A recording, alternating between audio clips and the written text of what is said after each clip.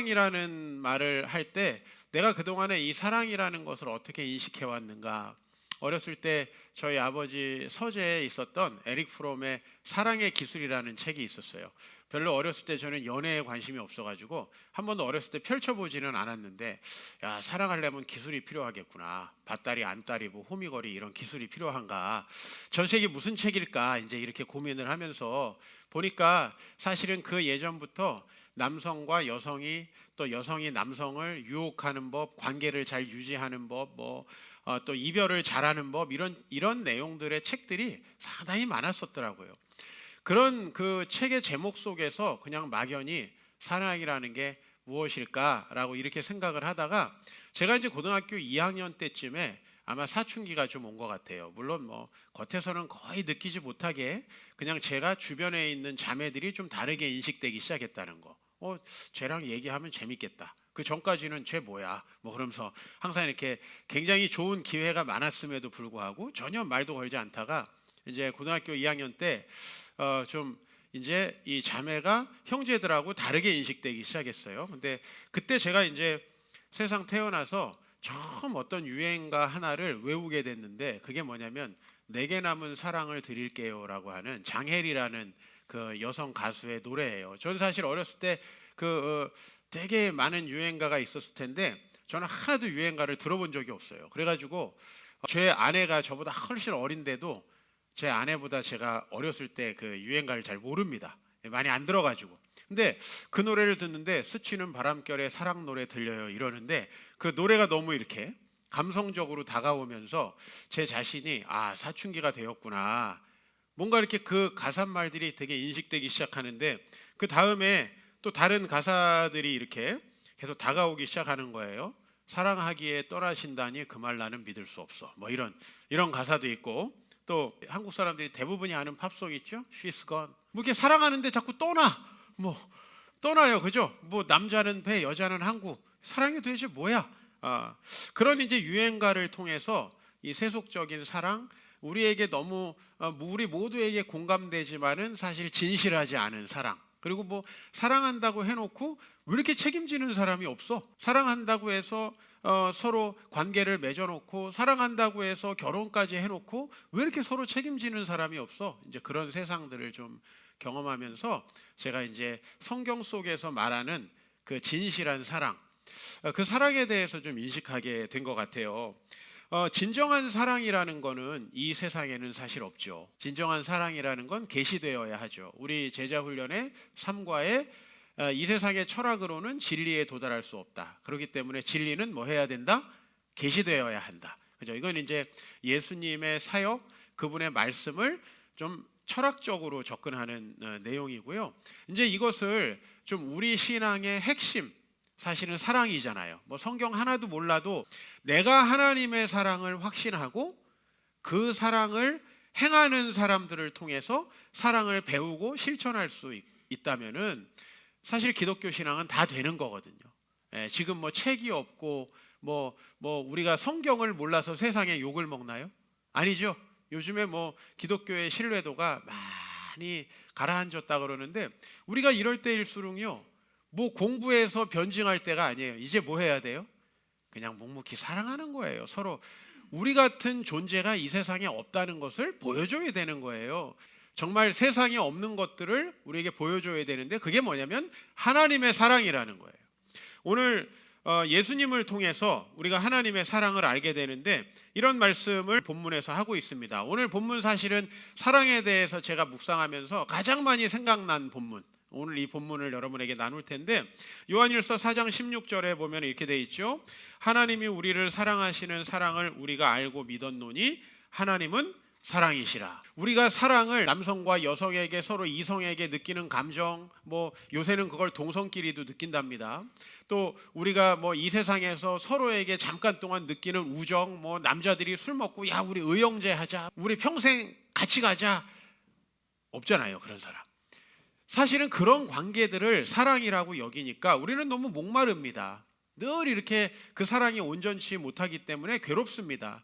여러분이 정말 믿고 법적인 관계를 우리가 사랑하고 맺는 게 유일하게 우리는 결혼이라는 관계잖아요. 근데 우리는 그 가정 속에서 얼마나 실망하고 고통스러워합니까? 사실 지금 시대에 이제 사람들이 이렇게 결혼을 많이 안 하려고 하는 이유는 뭐냐? 제가 나름대로 판단하기에는요, 사람들의 인권 의식이 높아졌어요. 여성에 대한, 또 약자에 대한. 그런데 우리 부모님들이 가지고 있었던 가정에서의 결혼이라는 건 철저히 강자가 약자를 폭행하고 폭언하고 억압하는 이런 관계들. 그러니까 그 안에 진실한 사랑이라는 건 없고, 얼마나 또 외도라는 걸 많이 했습니까? 근데 여러분 그거 아셔야 돼요. 외도는 지금 더 많이 합니다. 우리는 그 온전하지 못한 가정을 보고 그 다음에 인권 의식까지 높아지다 보니까 이 결혼을 받아들이기가 어려운 거죠. 결혼해서 내가 그런 일을 겪어야 돼? 나 그러면 결혼하지 않겠어. 그러나 그런 결혼과 모든 사랑의 원형을 우리는 어디서 찾아야 되냐 하면 하나님이 우리를 사랑하시는 그 사랑에서 찾아야 된다. 기독교는 뭐냐? 오늘 여기 말씀대로 하나님이 우리를 사랑하시는 사랑을 알고 믿는 것이다. 그러면 하나님의 사랑을 우리가 어떻게 알아요? 로마서에 보면은 그리스도께서 우리를 위하여 우리가 죄인 되었을 때 죽으셨기 때문에 하나님이 우리에 대한 사랑이 확증되었다, 이렇게 얘기하죠. 그러니까 예수님이 왜 중요하냐면 하나님이 우리에게 하시는 모든 일들을 실제로 이 세상에 오셔서 우리에게 보여주셨기 때문에. 그래서 그 예수님을 통해서 우리는 하나님을 알고 하나님을 믿는데, 그 하나님의 가장 큰 속성은 뭐냐 하면 사랑이다. 많은 분들이 그래요. 목사님, 구약 성경에 보면은 너무나 하나님의 사랑하는 모습보다는 하나님께서 책망하시고 혼내시고 벌 주는 모습이 많은데 그것도 사랑인가요? 여러분, 진짜 사랑은 벌도 주고 혼도 내는 거예요. 제가 수술을 마치고 목요일에 이제 입양에 대해서 편견을 없애는 프로젝트를 국가에서 하시는 분의 요청을 받아가지고 이제 동영상을 하나 제작을 하기 위해서 스튜디오에 갔어요. 근데 그 스튜디오에서 저와 제 아내를 인터뷰하고 저희의 질문을 이렇게 답해주는 그 분이 누가 나왔냐면은 생후 5일째에 입양돼 가지고 이제 고3이 된 한 여학생이 나온 거예요. 그쪽에서 안 알려줘가지고 저희는 과연 누가 우리의 질문을 답할까? 우리가 물어보고 싶은 걸 다, 입양에 대해서 물어보고 싶은 걸 다 적어갖고 오래요. 그래서 잔뜩 준비해갖고 갔는데 제가 이제 이런저런 질문을 하다가 어떤 질문을 했냐면, 사실 내 고민이 이렇다. 우리가 뱃속으로 낳은 남매, 3남매는 우리가 사실은 야단도 많이 치고 혼도 내고, 왜? 우리가 혼낸다고 해서 걔가 우리 아빠가 아닌가? 이런 생각을 안 할 거 아니에요. 아빠가 혼내는구나. 근데 내가 지금 입양을 한 아이를 과연 혼내고 훈육을 해야 되는지 참 고민이 되고 잘 모르겠다. 혼내려고 작정하는 건 아니에요. 근데 그런 상황이 됐을 때 내가 혼내는 게 맞냐 그랬더니 그 아이가 자기도 많이 혼났고 그래도 자기는 한 번도 부모님 원망한 적이 없다. 당연히 똑같이 하시는 게 좋다라는 거예요. 똑같이. 목사님이 낳으신 자녀나 입양하신 자녀 똑같은 자녀 아니야? 똑같은 자녀지. 똑같은 자녀지. 똑같이 하는 게 좋다. 그게 정답이구나. 제가 그런 생각을 해요. 하나님께서 우리를 때로는 책망하시고 혼내시는 것도 다 사랑이잖아요. 그 모든 것들이 사랑의 행동이죠. 사실은 좋은 거 사주고 햄버거 사주고 젤리 사주는 건 이모 삼촌이지, 그거는 아빠가 아닙니다. 그렇죠? 하나님의 그 사랑이 예수님 통해서 나타나니까 우리는 예수님이 다 우리를 위해서 희생만 하셨다고 생각하는데, 여러분 그 의인이시고 신이신 예수님이 죽으셨다는 사건이 굉장히 충격적이지 않아요? 그게 바로 우리의 죄가 그냥 넘어갈 수 없다라는 걸 보여주는 거죠. 우리의 죄는 반드시 대가를 치러야 되는데 그 대가를 누가 치르신 거예요? 예수님이.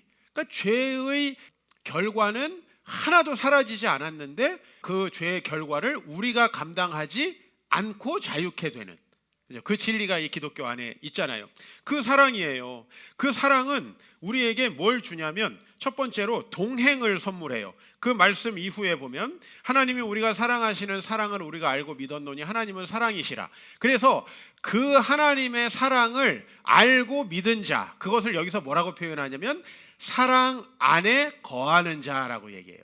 여러분, 하나님의 사랑 안에 거한다는 게 뭐냐면 그분이 우리를 사랑하셨구나. 그분이 아들 예수 그리스도를 통해서 우리를 구원하셨구나. 그분이 우리를 위해서 이 세상에 어느 누구도 할 수 없는 희생을 해주셨구나라는 걸 알고 믿는 것이다. 그것이 그분의 사랑 안에 거하는 거죠.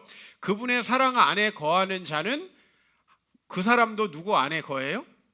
하나님 안에 거하고 하나님도 우리 안에, 그 사람 안에 거한다는 거예요. 신비한 영적인 동행, 이런 거죠. 분명히 내가 우리 아들과 분리된 존재예요. 인격적으로 하나가 아니에요. 그렇죠? 그러나 우리 아들은 제가 있다라는 것 자체로 굉장히 큰 평안을 얻죠. 굉장히 큰 만족을 얻죠. 그렇죠? 우리 아이가 학교에 갔는데 준비물 사오라고 하니까 GS 칼텍스에 가서 알바해야 된다, 그렇게 생각해요? 아니죠. 아이들은 어떻게 생각하죠? 가서 아빠한테 얘기하면 되는 거예요. 맞죠? 자기가 어려운 일이 있을 때 얘기하면 되는 거예요. 하나님 안에 거한다는 건 뭐냐면 하나님이 있기 때문에 안전한 거예요. 하나님이 있기 때문에 죽을 때에도 평안한 거예요. 왜? 그분이 우리를 천국으로 인도하실 거니까. 그리고 그분이 우리 안에 거하시고 우리도 그분 안에 거하고, 그래서 그분의 뜻이 우리 뜻이 되고 그분이 가지고 있는 생각이 우리의 생각이 되고, 우리는 그분의 뜻대로 움직이고, 그분의 뜻대로 움직이다가 문제가 생기면 그분이 도와주실 거야. 그렇죠? 그 안에 거하는 신비한 이 체험들을 여러분께서 하시면 돼요. 그래서 그것은 뭐냐면 동행이라는 선물이고요. 그 동행이라는 선물은 당연히 뭘로 가냐면 담대함이라는 선물이 돼요. 17절 말씀 같이 읽어보겠습니다. 이로써 사랑이 우리에게 온전히 이루어진 것은 우리로 심판날에 담대함을 가지게 하려 함이니 주께서 그러하심과 같이 우리도 이 세상에서 그러하니라. 그 사랑이 우리에게 온전히 이루어졌다라고 하는 건, 다시 설명하면 하나님의 사랑을 우리가 예수님을 통해서 알고 믿어요. 그래서 우리가 그분 안에 거하고 그분도 우리 안에 거해요. 즉 그분이 우리의 주인 되시고 우리도 그분이 우리의 모든 어려움을 해결해 주실 거라는 걸 믿어요. 여러분, 이 담대함이 엄청 중요한 거예요. 맨날 걱정하고 염려하는 사람, 하나님의 사랑이 아직 안 이루어진 거예요. 하나님의 사랑이 이루어지는 사람은 우리로 심판날에 뭘 가져요? 담대함을 가지게 하려 한다니까요. 담대함을. 그래서 주님께서 그러하신 것 같이 우리도 이 세상에서 그러하다. 왜? 예수님도 이 세상에 오셔서 수많은 사람들이 죽이려고 하고 또 위협했지만 담대하게 자신의 할 말을 하시고, 담대하게 자신의 사역을 하시고, 또 자신이 십자가에 죽으면 부활하실 거라는 걸 능히 믿고, 여러분도 그걸 믿어야죠. 죽음을 두려워할 필요가 없는 것은, 일부러 죽으면 안 되지만, 왜 그렇죠? 우리가 죽음 이후가 끝이 아니기 때문에. 예수님이 왜 담대하게 십자가에 자기 자신을 내어드리죠? 하나님이 자신을 부활시키실 것을 믿기 때문에. 그렇게 우리가 담대해진다는 거예요. 간 작은 사람들 예수 믿으셔야 돼요. 진짜 예수 믿으면 이 간이 작고 겁이 많고 두려움이 많고 염려가 많은 사람에게는요, 특효약이에요. 왜냐하면 염려가 많고 걱정하는 사람 불면증 찾아오죠. 동맥경화에 온갖 건강에 문제가 생겨요. 불면증은. 담대해야 돼요. 근데 이 세상에서 우리가 담대할 수 있는 방법은 뭐냐면 하나님의 사랑이 우리에게 온전히 이루어지는 거예요. 그분의 사랑을 알고 믿는 것이라는 거죠. 그래서 4장 18절 말씀도 우리 같이 읽읍시다. 시작. 사랑 안에 두려움이 없고 온전한 사랑이 두려움을 내쫓나니 두려움에는 형벌이 있음이라. 보세요. 사랑 안에는 두려움이 없어요. 왜냐하면 잘 보세요. 하나님이 우리를 사랑하신다는 그 사랑을 우리가 확실히 알고 믿는데 뭐가 걱정이에요? 제가 솔직히 지난 한 2달, 아니죠, 2달이 아니에요, 한 서너 달 동안 이런 걱정에 사실은 유혹될 뻔했어요. 입양을 하는 과정 속에서 걱정이 되는 거죠. 왜? 입양에 대한 편견과 이런 것들이 많거든요.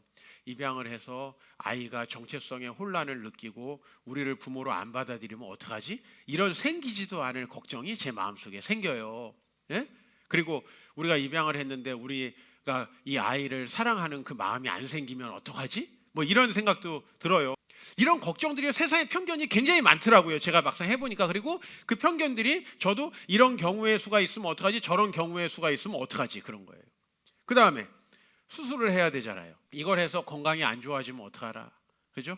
뭐 사역을 많이 못하면 어떡하라? 뭐 여러 가지 걱정. 근데요, 여러분 제가 그런 걱정과 염려 속에 있었으면 평안했을까요? 안 했을까요? 전 수술 전날도 잘 잤어요. 예. 간호사가 가끔 와서 깨워가지고 좀 귀찮았지 잠 잘 잤어요. 왜 평안한가요? 사실 걱정거리가 없어서 평안한 게 아니죠. 사랑 안에는 두려움이 없어요. 왜? 우리는 두 가지 종류의 두려움이 우리 안에 있어요. 첫 번째로는 여러분이 하나님의 사랑이 없으면 여러분이 지은 죄를 여러분들이 형벌을 받을 거라는 두려움이 있어요. 즉 우리 자신은 우리 자신의 잘못 때문에 내 인생이 문제가 생기면 어떡하나라고 하는 항상 그런 두려움이 있고요. 궁극적으로 여러분이 이 세상을 떠날 때에 내가 참 죄를 많이 지었는데 나는 안 좋은 곳에 가면 어떡하나 하는 그런 두려움이 있습니다. 지옥 가면 어떡하나 하는 두려움이 있습니다. 그리고 또 어떤 두려움이 있어요. 이 세상을 살아가면서 하나님이 나를 도와주신다는 마음이 없다면 여러분 두려움이 없을 수가 없죠.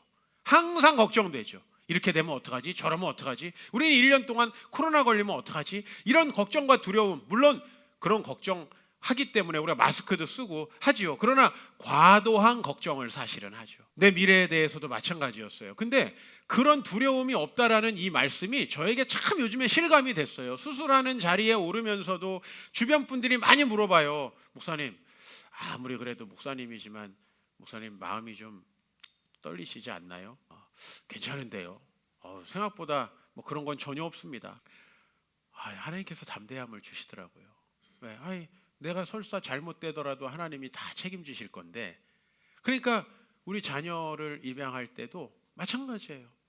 하나님이 나에게 사랑을 주실 거야. 또 우리 가족과 하나 될 수 있을 거야. 뭐 생각보다 너무 잘 지내고요. 어저께 제가 밥을 먹는데 또 트름을 했더니 화장실 가서 해야지 이렇게 밥 먹을 때 트름하면 어떻게 하냐고 막 저에게. 한 번도 내가 우리 삼남매에게 들어보지 못했던 이야기를 마침 화장실 가서 트름을 하래요. 그래서 야 어떻게 밥 먹다가 화장실을 가? 이게 막 나오는데 그랬는데 오늘 아침에 밥을 먹다가 이루가 트름을 하고 말았어요. 크게. 그랬더니 그래서 내가 이루야 너 어제 아빠한테 하지 말라고 그래서 너는 왜 해? 그랬더니 너도 화장실 가서 해야지. 어떻게 화장실을 가? 지금 나오는데 나하고 똑같은 말을 하더라고요. 그래서 그놈이구나. 에? 아들 맞는 것 같아요. 아들 인증. 사랑 안에 두려움이 없습니다. 온전한 사랑이 두려움을 내쫓습니다. 여러분 이 두려움 안에는요 형벌이 있어요. 뭐가 여러분의 느끼는 형벌인지 아세요? 죽음 이후를 두려워하는 형벌, 내 미래를 걱정하는 형벌이에요. 이 걱정병에 걸린 사람은요, 담대하지 못한 사람은요, 뭐 애가 어디 가면 걱정, 집에 있으면 걱정, 나가면 미세먼지 때문에 걱정, 집에 있으면 운동 안 할까 봐 걱정. 걱정이 팔자라는 말이 있죠. 걱정을 얼마나 많이 하는지 몰라요. 그러나 하나님이 이래도 지켜주시고 학교 못 가니까 자기주도 학습을 시켜주시겠구나. 그죠? 또 학교 가면 친구들 만나겠구나. 다 좋은 거예요. 하나님의 마음으로 하나님이 우리에게 주신 사랑을 가지고 살아가면 여러분 미래가 없어요. 그래서 오늘 여기 마지막 말씀이 뭐예요? 두려워하는 자는 사랑 안에서 온전히 이루지 못했다. 여러분이 믿음이 없다라는 특징이 뭐냐면 두려워하는 거예요. 두려워하는 거. 저에게 이제 마지막 하나님이 재작년에서부터 주신 과업 중에 이제 제가 2가지를 거의 마무리한 것 같고요. 이제 하나 남은 거는 교회 이전인데 교회 이전과 관련해서 사실 저는 참 두려움이 많았습니다. 솔직히 말하면 그 두려움도 사실은 제가 하나님에 대한 믿음이 부족하고 또 하나님이 제 마음에 주시는 비전과 사명대로 가야 되는데 늘 그때마다 너무 힘든 거예요. 목회자의 길을 갈 때에도 미래가 두려워서 마음이 힘들고 교회를 개척할 때도 미래가 두려워서 마음이 힘들고 사실 근데 제가 두려워하는 그 일들은 사실 벌어지지 않았거든요. 그럼에도 불구하고 저는 또 걱정을 하는 이 관성이 있는 거예요. 근데 이 모든 것들을 해결하는 방법이 뭔지 아세요? 기도예요. 기도하면서 하나님이 우리에게 주신 사랑을 묵상하고 그분이 우리에게 앞으로 해주실 것들을 묵상하면요 걱정이 싹 눈 녹듯이 녹아요. 정말이에요. 그 하나님의 사랑을 확신하면 하나님이 해주실 텐데 내가 또 걱정했구나. 하나님이 이루실 텐데 또 걱정했구나. 오늘 여기 두려워하는 자는 사랑 안에서 온전히 이루지 못한다. 이것을 우리가 대우 명제로 바꾸면요. 사랑 안에서 온전히 이루는 자는 두려워하지 않는다. 이거는 참인 명제가 되는 거죠. 사랑 안에서 온전히 이루는 자는 두려워하지 않는다. 그죠? 어떤 명제의 참은 대우잖아요. 사랑이라는 것은 무엇입니까? 이제 성경 속에 있는 그 하나님의 사랑을 우리가 원형으로 떠올리면서 사랑이 무엇인지 생각하자고요. 유행가에서, 세상의 책에서 나오는 그 사랑이 아니라 하나님의 사랑을 보면, 사랑은요, 나와 분리된 것과 다시 하나 되는 거예요. 성경은 우리 인생의 모든 문제가 우리가 하나님과 분리되기 때문에 생겼다라고 말씀하고 있어요. 그게 죄입니다. 여러분은 무슨 악한 행동을 해야 죄라고 생각하는데, 우리가 하나님과 분리되어서 하는 모든 것들이 죄입니다. 때로는 자선 활동도 하나님과 분리되어서 하는 활동은 다 죄가 될 수 있다는 거 여러분 아시죠? 때로는 정의를 부르짖는 것도 하나님과 함께 하지 않으면 결코 정의가 될 수 없다는 걸 여러분이 아시죠? 사실은요, 성경에서 처음 나오는 것은 아담과 하와가 하나님을 의심하는 거예요. 우리가 하나님을 의심하기 때문에 하나님 말씀에 불순종하는 거예요. 이게 뭐예요? 분리예요. 하나님과 우리의 분리. 하나님과 우리가 분리되니까 누가 분리되죠? 아담과 하와가 서로 분리되죠. 자, 그러면 여러분이 아주 쉽게 말해서 내 가정이 지금 깨어지고 있다는 건 뭐에 문제가 있다는 거예요? 내가 하나님과의 관계가 문제가 있다는 거예요. 이걸 자꾸 남편 탓, 아내 탓, 사회 환경 탓, 뭐 보조금 부족 탓으로 하면 안 된다는 거예요. 이것은 전부 다 성경에서는 분리예요. 하나님과 분리됐기 때문에 아담과 하와가 분리돼요. 아담과 하와가 좋지 않은 관계 속에서 자식을 낳으니까 그 자식이 서로 어떻게 해요? 또 시기하고 질투하고 미워해서 죽이잖아요. 그 사람들의 후손이 퍼지니까 어때요? 내가 상처 안 받고 내가 손해보지 않기 위해서 또 다른 사람들을 죽이는, 이게 창세기 2장에서 4장에 나오는 이 비극이에요. 하나님이 우리와 분리됐기 때문에 우리가 서로 분리되는 것이다 라는 거죠. 그래서 아담과 하와는 서로 분리합니다. 그리고 자기의 이익을 따라 움직입니다. 서로 이용하는 관계가 됩니다. 이런 식으로 인류는 지금 파멸이 되어 온 거예요. 그러면 우리의 구원이라는 것은 무엇입니까? 우리가 다시 하나님의 사랑을 알고 예수님을 통해 계시된 그 하나님의 사랑을 알고 하나님과 하나 되는 것이죠. 구원은 무엇입니까? 하나님과 하나 된 그 삶으로 세상 사람들과 하나가 되는 것이죠. 먼저 여러분의 가정에서 배우자와 하나 되고 자녀와 하나 되는 것이죠. 여러분이 일터에서 같이 직장 다니는 사람들을 서로 이용하는 관계가 아니라 그들과도 정말 하나님의 사랑을 나눌 수 있는 그런 하나 되는 거죠. 그러다 보면 사실은 전혀 우리는 서로 알지 못하고 살아오다가 여기서 만났잖아요. 우리야말로 서로 정말 족보도 없고 아무것도 없는 사람들인데 우리가 서로를 사랑하고 서로를 자기 일처럼 걱정해 주잖아요. 아유, 얼마나 많은 분들이 그냥 이거 살 빨리 붙으라고 고기를 주시는지, 고기가 아직 냉장고에 있어. 고기를 매일 먹어도 줄질 않아. 너무 이 자리를 빌어서 감사합니다. 물론 과일과 빵도 감사해요. 근데 고기 주신 분들 특별히 스페셜 땡스 감사합니다. 그리고 고기 사 먹으라고 또 용돈 주신 분들도 감사합니다. 꼭 사 먹겠습니다. 아니, 벌써 배가 붙은 것 같아. 이거 멀쩡하다고 이거. 왜냐하면 너무 많은 분들이 사랑해 주시는 거예요. 저도 목사지만 연약해질 때가 있고 힘들 때가 있잖아요. 근데 제가 힘들 때마다 너무 큰 사랑해 주시는 거예요. 근데 그게 다 하나님께서 나를 사랑하시고 우리를 하나 되게 하셨기 때문 아니겠어요?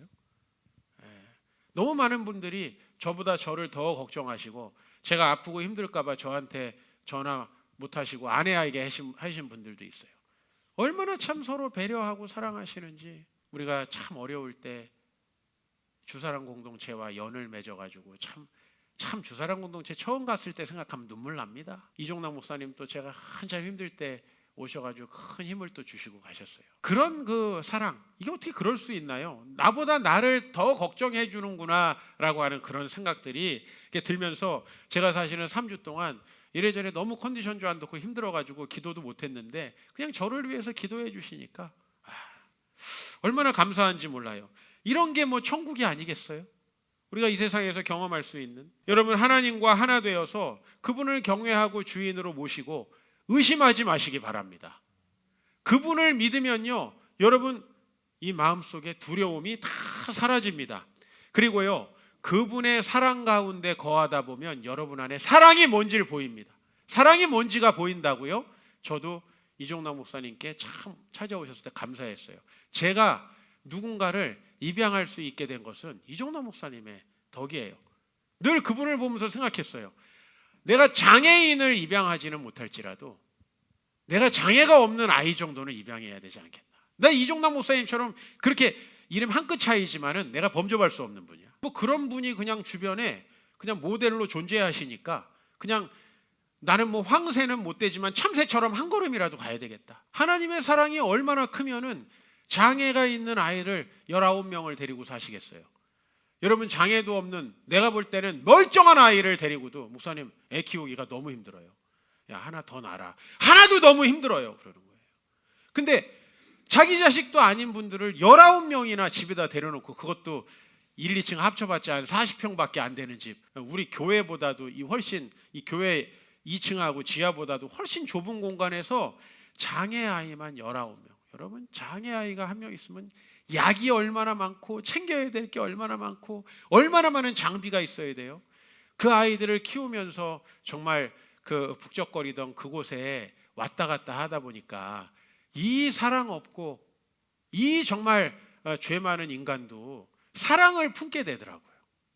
얼마나 내가 감사한지 몰라요. 그분을 만나게 된 것이. 그렇게 해서 세상과 하나가 되는 겁니다. 요한복음 17장에 예수님이 이렇게 세상을 위해서 기도합니다. 예수님이 십자가에 죽으시기 직전에 하신 기도예요. 나는 세상에 더 있지 아니하오나. 왜? 이제 십자가에 죽으시고 부활하셔서 천국으로 가실 거니까. 그러나 그들은 세상에 있사옵고 나는 아버지께로 가옵나니 거룩하신 아버지여 내게 주신 아버지의 이름으로 그들을 보존하사 우리와 같이 그들도 하나가 되게 하옵소서. 예수님이 하나님을 믿고 십자가에 죽으실 수 있는 이 담대한 믿음을 가지고 살아가는 것처럼 우리도 이 세상 속에서 하나님과 하나 되고 서로 하나 되게 하옵소서라고 기도합니다. 이것이 바로 예수님이 인류를 구원하셨을 때 일어날 수 있는 일이죠. 여러분, 부부가 정말 사랑으로 하나 되는 거예요. 왜 저 사람은 저렇게밖에 못해가 아니라 저 사람의 부족함과 연약함까지도 내가 다 짊어지고 가겠다. 그런 마음을 하나님 주시는 거예요. 아니, 그러니 어떤 배우자가 그런 배우자를 존경하지 않고 따라가지 않을 수가 있겠냐 이 말이에요. 제가 이번에 이 타인과의 하나됨에 대해서 병원에 있으면서 묵상하게 된 것은 이식이라고 하는 단어죠. 제가 이식을 했으니까 이렇게 좀 다가오더라고요. 우리 가정에 이제 2달이 좀 안 됐지만은 우리 가족이 아니었던 사람이 하나 이식돼서 들어왔어요. 그죠? 그리고 제 몸이 제 동생에게 이식돼 들어갔어요. 이식이라는 단어를 굉장히 많이 묵상할 수밖에 없는 환경 속에 있었어요. 이게 이제 어떻게 하나 될 거냐는 거예요. 이게 어떻게 하나 될 거냐? 어떻게 내 자식이 아니었던 애가 우리 가정에 들어와서 하나 될 거냐라는 거죠. 그리고 어떻게 내 몸이 다른 사람의 몸에 들어가서 거기서 하나가 될 거냐. 제 몸이 누군가에게 들어가서, 이건 저에게 되게 중요한 신앙의 경험이 될 것 같아요. 제가 동생을 볼 때마다 그래, 저놈 속에는 내 콩팥과 요관이 들어있어. 그게 기능을 못하면 저 아이는 죽어. 내 것이 누군가와 하나 된다라는 것, 그것을 내가 실제적으로 좀 느낄 수 있고, 이제 우리 아들이 우리 집에 와서 처음에는 말도 잘 들었어요. 아이가 말을 잘 듣는다는 건 비정상이죠. 그죠? 아이는 말을 안 들어야 정상이야. 말을 잘 듣는 거야. 네 하고. 근데 병원에 갔다 와 보니까 완전 찡찡이가 돼 있는 거예요. 뭐 시도 때도 없이 짜증 부리고 엄마한테 야 해주고, 제가 이제 지금 장난감 그 자전거를 애를 주려고 집에 사놨어요. 장난감을 딱 보이는 곳에 놓고 안 찡찡거리면 주겠다. 계속 훈련을 시키는 거예요. 계속 안 뜯고 있어. 얼마나 중요한 전술이야. 보여주는 거야, 눈으로. 따릉이가 있어요, 여기 지금 따릉이. 그래서 지금 다음 주 월요일까지 안 찡찡거리고 다음 주 월요일 날인지 어린이집에 처음 가거든요. 우리 아들로서 적응을 충분히 한 것 같아가지고 이제 처음 어린이집을 월요일 날 보내는데, 잘 갔다 오면 저걸 주겠다.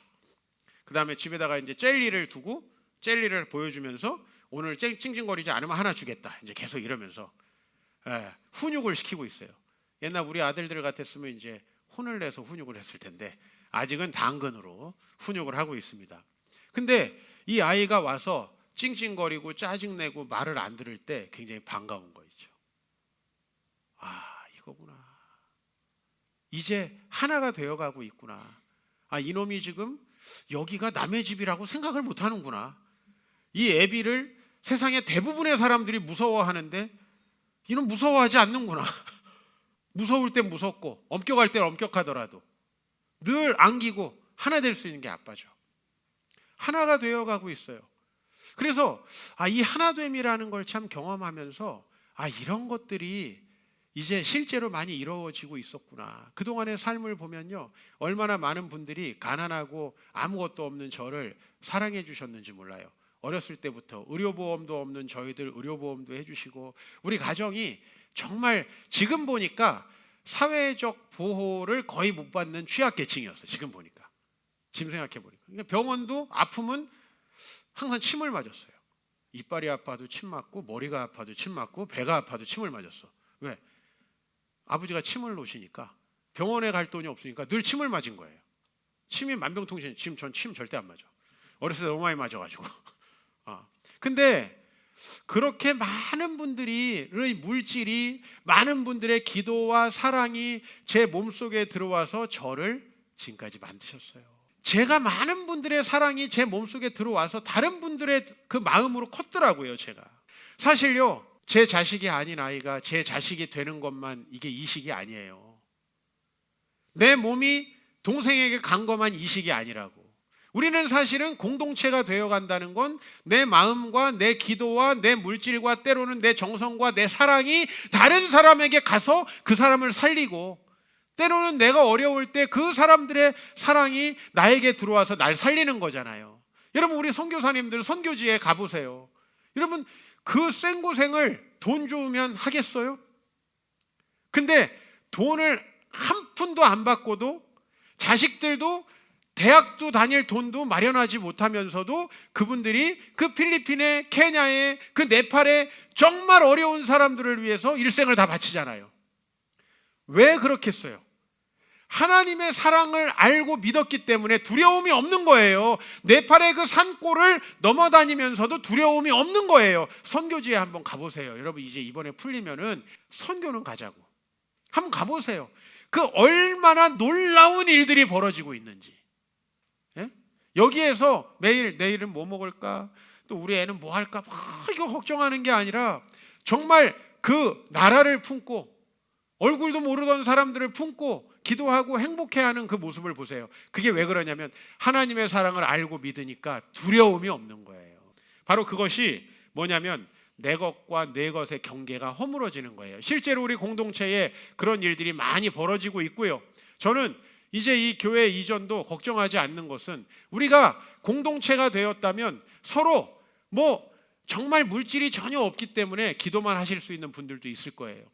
우리 아이들이나 또 청년들이나 또 나이 드신 분들은 물질이 부족하니까 많이 못할 거예요. 그러나 하나님께서 또 우리에게 물질을 주신 분들은 또 그분들을 위해서, 우리 교회 미래를 위해서, 또 우리 교회에 아직 오지도 않은 많은 미래의 성도들을 위해서 투자하고 뭔가 해낼 수 있을 거라는 생각을 저는 합니다.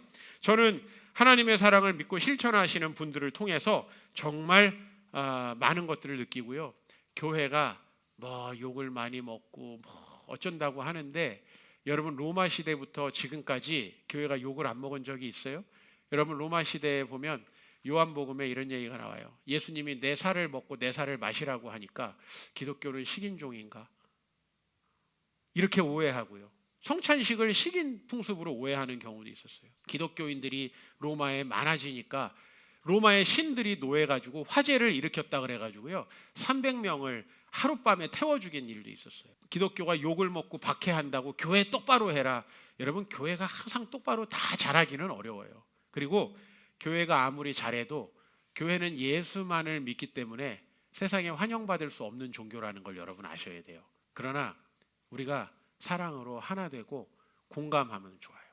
함께 하지 못하지만요, 여러분, 세상에서 뭘 모를 때 기독교 욕할 거예요. 그러나 우리가 하나님의 사랑을 알고 믿고 그 사랑을 실천할 때 이 세상은 언젠가 교회에 무릎 꿇고 하나님께 무릎 꿇게 돼 있습니다. 그거 걱정할 거 없어요. 우리가 진짜 해야 될 건 뭐냐? 사랑이다, 이거죠. 그래서 사랑을 막는 것은 뭐냐 하면 그것은 바로 두려움이에요. 요한일서 4장 19절에 우리가 이제 다른 사람을 사랑할 수 있는 것은 하나님이 먼저 우리를 사랑하셨기 때문이다, 이렇게 얘기해요. 그죠? 여러분 뭐 유행가 아무리 들어도 타인 사랑하지 못합니다. 아무리 윤리책에서 뭐 훌륭한 사람들 배워도 여러분 사랑 못합니다. 우리가 다른 사람 사랑할 수 있는 건 하나님이 우리를 먼저 사랑하셨다는 걸 믿기 때문에 그렇습니다. 누구든지 하나님을 사랑하노라 하고 형제를 미워하면 이것은 하나님의 사랑이 이루어지지 못한 것이다, 거짓말을 한 것이다 라고 얘기하죠. 그러면 왜 우리는 타인을 사랑하지 못할까요? 그것은 바로 두려움 때문이에요. 내가 나눠주고 내가 누군가를 온전히 사랑하면 배신당할까 봐. 그죠? 그런 노래가 얼마나 많아요. 사랑했는데 배신당한 노래가 유행가에 아마 절반은 될걸. 그죠? 이런 노래가 얼마나 많아요.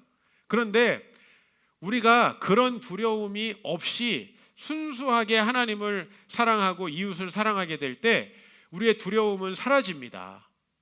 제가 계속 아이고 이 아들을 잘 해줬는데 이 아들이 나중에 배신하면 어떡하나, 이런 생각하면 어떻게 사랑합니까? 이 아이를 나중에 잘해줬는데 이 아이가 나중에 정체성의 혼란을 겪고 비행 청소년이 되면 어떡하나, 이렇게 걱정하면 어떡합니까? 근데 제가 두 가지 큰 해결을 봤어요. 기도하면서 첫 번째는 제 마음속에 무슨 생각이 드냐면 하나님이 다 한다, 종필아 걱정하지 마라, 하나님 다 한다. 그 아이랑 좋은 가정 이룰 수 있도록 내가 다 책임져 줄게. 그러니까 마음이 일단 평안해요. 두 번째는요, 제가 이 아이를 처음 보는 순간에 하나님이 제 마음속에 이 아이를 향한 연민과 긍휼한 마음을 물밀듯이 불어넣어 주시는 거예요. 이 아이를 보면서 참 많이 마음속으로 울었어요. 이 아이를 통해서 제가 많이 느끼게 된 것은, 이 아이가 어렸을 때 3년 정도 자기를 돌봐주신 선생님이 있었는데 이제 거기서 입양이 안 되니까 지금 있는 이 아이가 있었던 보육원으로 옮겨졌어요. 이것이 이 아이에게 얼마나 큰 상실감과 또 이게 내가 살아가야 되는 인생이구나라는 걸 느꼈을까. 우리 아이가 있었던 보육원이 이든 아이빌입니다. 가보면 참 선생님들도 좋으시고 많은 걸 베풀어 주세요. 그러나 우리 아이는 그곳에 이야기를 하지 않아요. 엊그저께 우리 아내가 우리 아이에게 뭐 하다가 그렇게 하면 2등이야 이렇게 얘기를 했나 봐요. 그랬더니 이거를 2등으로 들은 거예요. 2등이야 이거를. 그리고서 우리 아내에게 엄마 나는 2등 얘기하는 거 싫어. 나 2등에서 너무 힘들었어. 이렇게 얘기하는 거예요. 참 너무 마음이 아파요. 엄마인 줄 알고 어렸을 때부터 있었던 그분이 자기를 또 다른 보육원에다 놓고 가야 되는 거예요. 왜? 그게 국가 시스템이니까. 시설 생활 같은 걸 할 수밖에 없잖아요. 이런 아이들은 도대체 그 마음이 얼마나 힘들까. 성탄절 선물 우리 아이들보다 아무리 많이 받아도 소용없죠. 그런데 하나님께서 그 아이의 눈으로 세상을 바라보게 하시고 긍휼한 마음을 제 마음에 불어넣어 주시는데, 그냥 하루라도 빨리 이 아이를 우리 집에 데려오지 않으면 견딜 수 없는 마음이야. 그래서 이 아이를 만나고 제가 광주에 부흥회를 갔잖아요. 12월 초에 이 아이를 만나고 부흥회를 갔는데, 부흥회 가서도 계속 이 녀석을 만나러 가야 되는데, 이 녀석을 만나러 가야 되는데 그 생각밖에 안 드는 거예요. 그래서 우리 아내에게 나 같이 못 가지만은 가서 좀 만나고 와라. 그래가지고 우리 시은이랑 재현이랑 보내가지고 같이 가서 만나고 저하고 이제 전화로 이렇게 통화하고, 그리고서는 제가 그 다음 날 또 혼자 가가지고 이제 이 아이 우리 집에 데려오고, 이러면서 하나님이 참 사랑하는 마음 주더라고요. 제 아내도 말라 비틀어지고 정말 초라한 것만 남아있는 줄 알았더니 그래도 하나님의 사랑이 있더라고요. 제가 이 아이를 만나면서 그걸 느꼈어요. 그 사랑을 부어주시는구나. 하나님이 물밀듯이 부어주시는구나. 내가 우리 삼남매에게 느끼지 못했던, 왜? 우리 삼남매는 아빠 엄마 있고 가정에서 컸잖아요. 한 번도 느끼지 못했던 그 가련하고 안타까운 마음이 제 안에 들면서 정말 이 아이를 잘해줘야 되겠다. 여러분, 저는 모든 두려움을 좀 이겨내게 됐습니다. 참 이걸 오늘 꼭 여러분에게 간증하고 싶습니다. 입양에 대한 그런 모든 두려움이 이렇게 사라지고요. 이 아이가 우리 집에 와서 너무 행복해하고 하루 종일 뛰어다니고, 1층이라 얼마나 감사한지 몰라. 하루 종일 뛰어다니는데 집이 막 또 9층 이랬으면 또 어떻게 보셨어요? 하나님이 또 맞춰서 1층을 주셨나 막 이 생각도 들고 너무 감사한 거예요. 모든 게. 또 우리 딸기 좋아한다니까 계속 딸기만 사와. 딸기 또 우리 이모들이 그냥 딸기 계속 사오시고 우리 아이 너무 행복해하는 걸 보면서 제가 참 기쁘고요. 제가 천국 가서 야 그래도 하나님이 저를 칭찬하시겠구나 생각하니까 또 그것도 감사하고 또 많은 것들을 앞으로 나눌 수 있을 것 같아요. 예, 정말 내 것이 누군가에게 가서 그 사람을 살린다는 것들을 그동안에 내가 많이 말씀을 나누면서도 조금씩은 느꼈지만 정말 신장 이식을 하고 또 아이를 우리 가정에 불러들이면서 하나 되는 거죠. 누군가가 내 안에 들어오고 내가 누군가의 안에 들어갈 수 있는 거. 이게 하나됨이잖아요. 이게 나는 이번에 이 말씀이 무슨 말씀인가 인지 알았어요. 너무나 오랫동안 제가 요한복음과 이 요한 1, 2, 3서에서 보고 있었던 그 말씀이 도대체 이 요한이 계속 얘기하는 내가 네 안에 있고 네가 내 안에 있다라는 말이 무슨 말인가? 그게 바로 이 말이구나. 정말 서로가 하나도 아깝지 않게 사랑할 수 있고 하나가 될 수 있으면 그것이 정말 좋고요. 두려움을 이기시길 바랍니다. 우리 마지막 말씀으로 마태복음 7장 11절 12절 같이 읽겠습니다. 너희가 악한 자라도 좋은 것으로 자식에게 줄 알거든 하물며 하늘에 계신 너희 아버지께서 구하는 자에게 좋은 것으로 주시지 않겠느냐 이거예요. 세상에 악한 아비들도 자식에게 주는데 하나님은 얼마나 좋은 것으로 주시겠는가 하는 그 마음, 제가 하나님을 위해서 살아갈 때 하나님이 얼마나 많은 것으로 저에게 주시겠는가 하는 그 마음이면 충분한 것 같아요. 그렇기 때문에 그 말씀의 뒤에 결론이 뭐예요? 남에게 대접을 받고자 하는 대로 남을 대접하라. 왜 대접할 수 있죠? 두렵지 않으니까. 왜 나눠줄 수 있죠? 왜 다른 이들과 하나가 될 수 있죠? 그 관계에서 생길 문제를 두려워하는 것이 아니라 하나님이 우리 관계 속에서 일하실 것을 기뻐하기 때문에, 그렇기 때문에 하나 될 수 있는 거죠. 여러분 모두가 정말 하나님 안에서 두려움을 이기고 우리 이제 뭘 이식해 줄까요? 우리가 우리의 소유를 또 나눌 수 있겠죠. 또 복음이 필요한 자에겐 복음을 나눌 수 있겠죠. 또 우리의 따뜻한 마음을 나눌 수 있겠죠. 또 음식을 나눌 수 있겠죠. 우리 나눌 수 있는 게 참 많습니다. 한국은 풍요로운 나라입니다. 여러분이 한국에 사는 자체로 지금 여러분이 한국에서 직장을 다니고 있으면 우리는 세계 10% 안에 드는 아주 부유한 사람들입니다. 충분히 나눌 수 있고 여러분들 우리 함께 할 수 있습니다. 두려움을 이기고 정말 하나님의 사랑이 여러분 안에 온전히 이루어지는 축복이 있기를 주의 이름으로 축원합니다.